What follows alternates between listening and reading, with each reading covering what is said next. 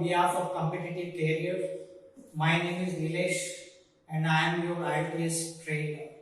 Today we are going to talk about IELTS module, which is speaking. As you know, IELTS is very crucial exam for going abroad. So we are going to discuss about speaking modules, part 1, part 2 and part 3, step by step. So guys, let's start with speaking modules part 1. Overall, in IELTS exams, whether it is general exams or academic exams, your IELTS speaking is divided into 3 parts: part 1, part 2 and part 3. And the durations of your examinations would be around 15 minutes. So part 1 is an introductory round questions, part 2 is cue card questions and part 3 is follow-up questions. So altogether your examinations duration will be 12 to 15 minutes. So let us start with part 1, which is introductory questions. The main objective of part 1 is to bridge the gap between examiners and candidate, because for candidate examiner is unknown and for examiners candidate is unknown. So bridging the gap, initially examiner would ask few couple of questions. Those questions are self-introductory questions. For example, can I have your name please? So you need to speak your full name as per your passport. Immediately second questions would be, how may I address you? So you should say your name, first name, which is there according to the passport, right? Third question would arise like, show me your passport. So you need to show your passport. And finally fourth questions would be, do you work or do you study? Okay, so these are the 4 common questions which would be arise when you are in front of examiners. From there onwards, examiner would give couple of instructions and further proceed for the introductory questions. Now in introductory questions, you will be having couple of topics like hometown, city, neighbor, music, transportations, food, sports, traffic and many more. So these topics are very familiar to you, and the questions which would be arise, you are very much familiar, but for you it is up to you how you present yourself and how proactively you give the answers. And in introductory question, you should always answer the questions in 2 to 3 sentences. For example, if you are asked the questions, tell me about your hometown. So you should say, my hometown is Ahmedabad and Ahmedabad has been recently nominated as a World Heritage City.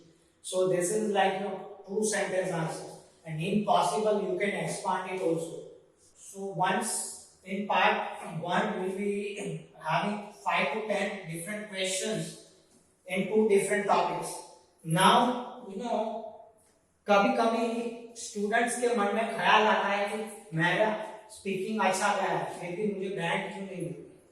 सो उसके लिए हमें क्या करना चाहिए? So there are couple of tricks, tips, do's or don'ts that you need to follow before starting your exams. Okay, whenever you sit for the examinations, give a little bit breathe in, breathe out. Okay, get relax yourself, be confident. Your shoulders should be spread, your body gestures and postures should be positive. Apart from that, your eye to eye contact should be there, and you should be always smile while talking or interacting with your examiners. Further, if we talk about questions, answer, you should always be precise. Whatever answers you are going to give, it should be precise and on the topic. You should not go off topics. Moreover, you should use high level vocabulary, and wherever you feel you should give the relevant examples as per your topic. If possible, expand your answers so that your examiner will come to know that you know the language in depth. Finally, as and when you require, you should produce couple of examples. So this is all about part 1. So in a nutshell, in part 1 we will be having 10 to 10 questions in different topics. So topics are very familiar to you. It is how you present yourself and give answers. So this is how part 1 goes. Now many times students have questions कि मैंने जो speaking दिया हुआ है उसका marking area क्या होगा, criteria क्या होगा. सो हम लोग डिस्कस करेंगे criteria, marking areas. So there are mainly 4 marking areas we'll discuss it. First is pronunciations. So what do you mean by pronunciations? Pronunciation is you should first speak in natural way, and apart from that, whatever your tonation mode is, that you should speak in natural tone. You should not deviate your tone. For example, people generally talk about plumber. So plumber is not the right word. Instead of plumber, the exact pronunciation is plumber, right? So there are various kind of words you need to pronounce perfectly. For example, computer. So it is not computer, but it is computer, right? So these are the couple of words you should take care of while pronouncing. Okay. Second marking area is fluency and coherence. So you need to be aware about fluency and coherence. So आपका fluency मतलब क्या होता है कि आप जो भी topic के बारे में बोल रहे हो वो कंटिन्यूस होना चाहिए. There should not be any hesitations, pause, like so those kind of hesitations should not be there. Your fluency should be flow, should be correct flow. There should not be any hesitations. As far as coherence is concerned, so coherence is nothing but you should organize your speech in chronological order, right? So first prioritize organize your speech, and you can talk about firstly, secondly, like that, or you can orderly, you can speak. Okay. Third criteria is lexical resources, LR, we call it LR. So in a nutshell, it is nothing but usage of high level vocabulary. Getting it? For example, if you want to use important, so instead of important, you can use vital, pivotal, crucial, and significant. So these are the kind of words you should use. Sometimes you can use mesmerize, sometimes you can use hustle and bustle. So these are the new words which will add your vocabulary and which will increase your band. And finally, fourth criteria is grammatical range and accuracy. So what do you mean by grammatical range and accuracy? So you should speak lengthy sentence like complex and compound sentence. Along with that, you should always use the correct usage of tense, which should be situational. So according to your situations and topics, you should use your grammar, whether it is present tense, past tense, or future tense. So these are the all marking criteria you should be aware, and all these 4 criteria is equally divided into 25% of marking, which means as a whole your speaking you'll be getting appropriate when divided from these areas, right? Now we are moving further for the part 2. So part 2 is again 4 to 5 minutes round. So this is very crucial round. You can say heart of the speaking. So part 2 is nothing but a cue card round. In cue card round, mostly examiner would give you a piece of paper A4 size where you'll be given one topic, main topic, and there will be 4 to 5 sub questions. For example, your topic goes like this: talk about your recent visit to any city. So that is your main questions. So first question: when and where you visited. with whom you visited, why you visited, and how was your overall experience. So for this part 2, you will be given 1 minute time to note down your key points, bullet points. Okay, so in 1 minute you need to note down at least 10 keywords, key points, bullet points, so that you can remember those bullet points and you can expand your answers accordingly. Right? Once your 1 minute is over, you will be giving 2 minutes time to speak yourself, and once examiner will say start, you should start, and ensure that you should be able to speak up to 2 minutes and nothing less than 1 minute.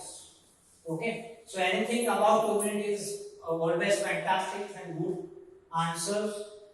While giving part 2 answers, you should take care of certain do's and don'ts. You should be always confident enough. You should have a smile on your face.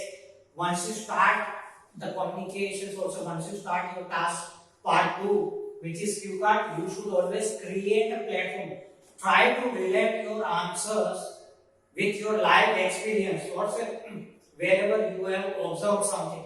If it is not happened, you can always frame your story, right? And prepare your answers. While giving answers, you should not memorize. मतलब आपको कोई copy cat और memorise नहीं करना है. आपका answer natural होना चाहिए, राइट? दूसरा चीज आपको देखना है कि आपको कोई बीच में पॉज नहीं देना है. Fluency should be correct and it should be moderate flow. Apart from that, do not self-correct yourself. Any mistake you have done, you just go ahead. Do not self-correct yourself. Furthermore, you should ask questions if you do not understand. Okay, instead of giving wrong answers. Moreover, you should always stick to on topic rather off topic. Do not go off topics. As far as your speech is concerned, do not be monotone. You should always have a smile on your face. Your speech should be correct, in a correct flow, and it should not be low or dull or say boring. Furthermore, do not speak slowly or quickly. It should be in a moderate way. Speak in a natural way, and last but not the least, do not panic. So these are the don'ts and do's of your speaking part 2. Right, so immediately we will move on part 3, which is very crucial in speaking. So part 3 is nothing but your follow-up questions. So follow-up questions are basically the examiner would ask follow-up questions based on your cue card. If your cue card is related to health, examiner would ask questions related to health. If your cue card is related to sports, examiner would prefer to ask on sports. In general, examiner would ask 5 to 10 different questions in follow-up questions. And these follow-up questions are nothing but your interview kind of a questions, where they will check how you are able to expand your answers, how your flow is there, and how long or say in a lengthy way you can speak. So mostly follow-up questions are kind of a topic. You can say technology, food, then sports, music, and many more. While talking about follow-up questions, you should remember that you should always expand your answers. Your answer should be at least in 5 to 6 sentences, not less than that. Okay, and try to give your argument, give your opinion, give your point of perspective, or give your point of view in your answers. Also, give your answers along with your examples. So you should always quote your example. Further, your follow-up questions are 5 to 6 sentences. So you should always give answers in a part. So whenever you start your follow-up question, you can probably start with, there are various reasons, or you can say firstly, secondly, thirdly, and finally. So these are the way you can always put your answers. And when you start your answers, according to me, as per my perspective, as per my point of view, well, as per my opinion, so this is how you should propose your answers and relate your real-time experience, life experience, and what the examples. You should always write your answers. There are a couple of keywords you should listen in the questions and then further proceed for your answers. You should be precise with your answers. Do not go on topic. Moreover, you should always speak in natural way. Apart from that, there are certain don'ts. So don't be panic while giving answer. Sometimes examiner would ask why also. Sometimes the examiner would ask more details about the question. So you should not be panic and you should always give your answer in cool and calm manner. The challenging thing is to speak in a length or so expand your answers into 5 to 6 lines. So that is the thumb rule of your follow-up questions. So follow-up questions, you will be also given some sort of argument, right? So you should always give your argument in positive, or you can put your way point of view and you can put up your arguments. Moreover, do not hesitate yourselves. Many times it happens like students hesitate कर जाते हैं और बीच-बीच में उनका pause आ जाता है.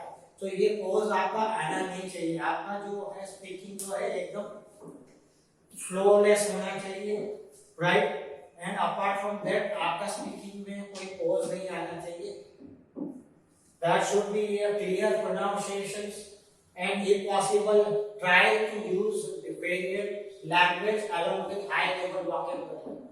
So high level vocabulary is something like mesmerize, hustle and bustle, then aesthetic, then some sort of over the moon. Sometimes you can use idioms. If you are able to use idiom, that would be a great sign.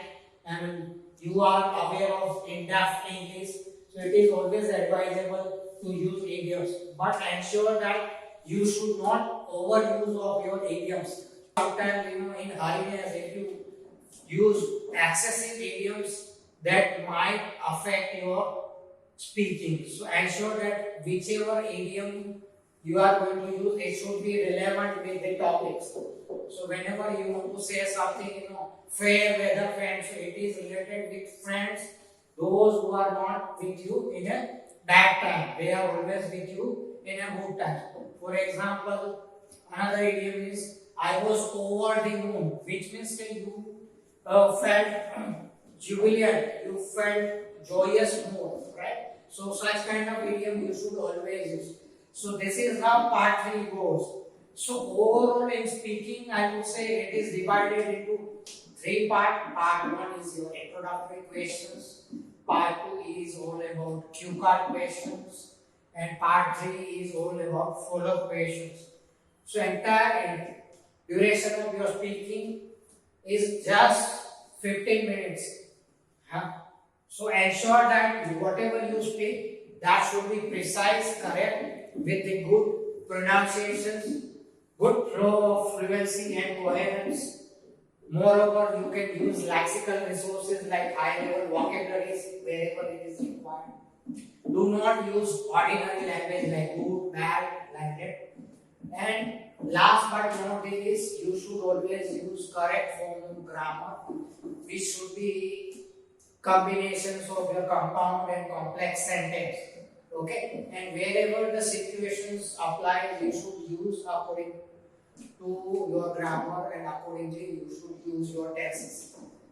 So that's it from my end. Thank you very much.